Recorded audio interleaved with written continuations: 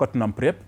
Najua niliona hapa Sam atakuwa na prep our country director wa Azam, akimvalisha ndo tukiongezi ma groups anakam, because pia nimeambiwa country director has some interest in football, and I was speaking with him on the sidelines. Akasema timu yake uvaa yellow, timu yake uvaa socks za blue. Atakuja kutuambia kitu hizo blue ni timu gani hiyo, na country mingi zinavanga socks ya blue. That's the country director coming in a bit. But Arocho, just getting to the groups. Group A tomorrow starting Mexico versus South Africa. Nitakuwa event nimevaa South Africa sahi, but because it's Mexico who was hosting that event at 2 Rivers tomorrow at 8, unajua lazima u attack na u defend. Group A well, Group A, once again, I'm going to go by Mexico. Why am I saying so? I said earlier, Mexico, out of the 8 matches that they've played, they've won 6. They've picked 2 draws. A draw against Portugal, a draw against Belgium. It shows you that it is a very strong side. And something about the venues that really interested me before we move into the groups. Yes.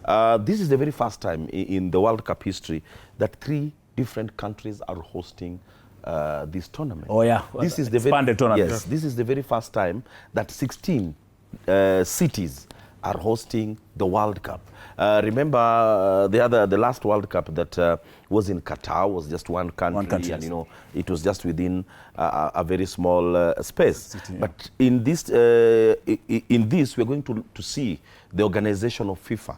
How are they going to make sure that all these matches playing seamlessly, and the other matches that are going perhaps to be playing concurrently? So this is a test for FIFA for us to see how they're going to organize themselves. But coming back to the groups, I talked about Mexico to be very strong. Yes.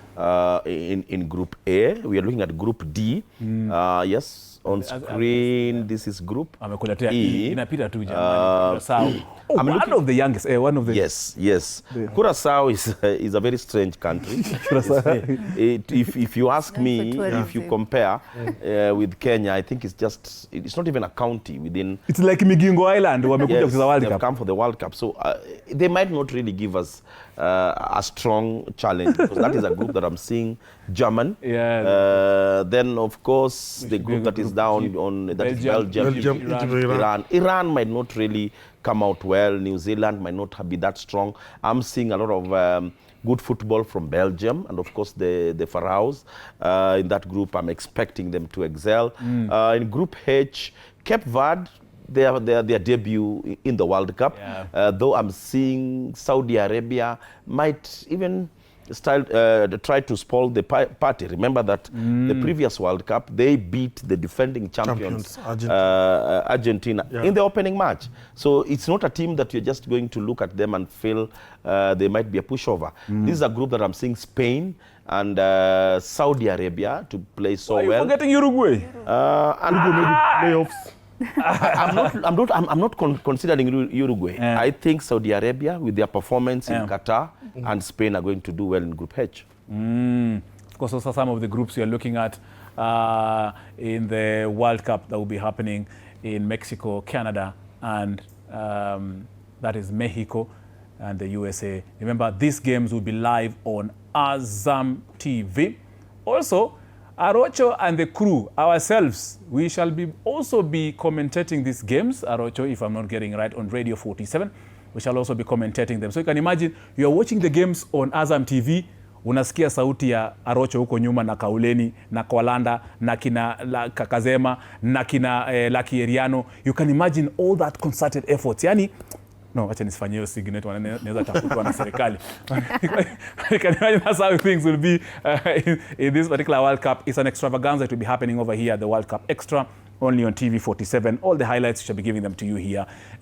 Celine, of course, nilikuwa naomba, I think we have, in order we have prepped country director. So, what do you think about the groups, Celine?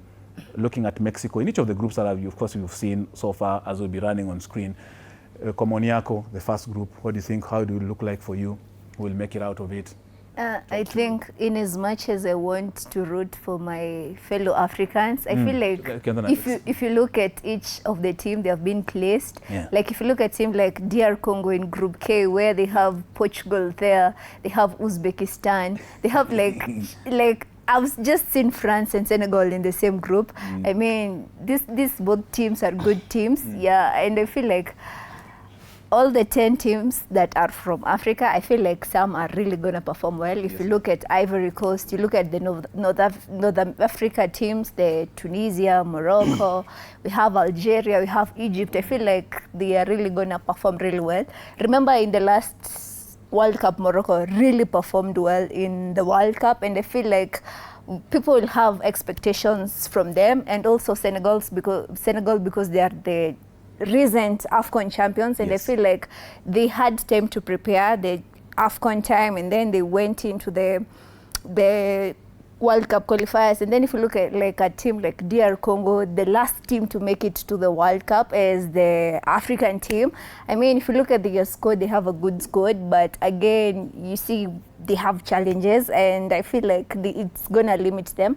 But generally, I feel like they are gonna be the dark horses, and they're gonna be the top teams. I feel like it's gonna be a mixture of good entertainment and and of course, Edanto looking at France, who were beaten by Ivory Coast in a warm-up friendly, gives hope, of course, to Ivory Coast, likely one of the teams that I'm supporting at the FIFA World Cup from Africa. Ivory Coast ni yangu, South Africa ni yangu, na Morocco ndio number one priority huko Morocco. Of course, remember they are the only team that we remember made it in the semi-finals in the last edition, Arocho in Qatar, hapo wakatolewa na kina France. So I'm looking at that. But in your own opinion, of course, in each of the groups. Actually, that's the group that I want to talk about it. France, Senegal, and Iraq, and Norway.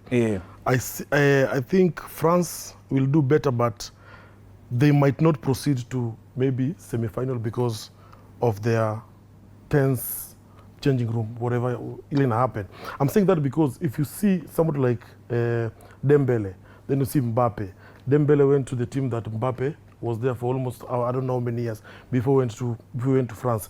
Vile alitoka tu hivi, PSG kashinda Champions League 2 times. And I think we are going to see so many individuality playing in that team. Unless the coach come up with a good talk to talk to both of them, those two players, because they are great players, all of them. They can make France to win this World Cup if they want. But in that group, I think France will proceed in that group. But France, for them, I don't think come out of Kambali because of the tension. Ile tension kwa hiyo squad yao. Iko na tension sana because everybody wants to outshine each other.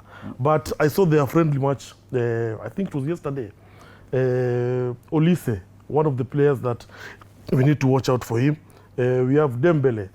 We need to watch out for him. We have somebody like Mbappe also. We need to watch out for him. I think France is one of the teams that has a very good squad, but if they don't work as a team, I don't see them even reaching semi-final. France is a broad-based team. Linda Mwananchi team at the FIFA World Cup 2026, of course, remember, it's a conglomerate of African countries into one. Quickly, of course, let's get into the fixtures that will be happening starting this Thursday, the opening ceremony, the big one, the game that, of course, will be kickstarting the fever of football, the game that will be setting the mood for this particular tournament, the game that will be getting you more motto. In fact, tomorrow, come to Rivers Mall when I'm watching that game of Mexico and Spain. I'll be having the big Mexican kofia. Kubwa sana. In fact, already in order, I have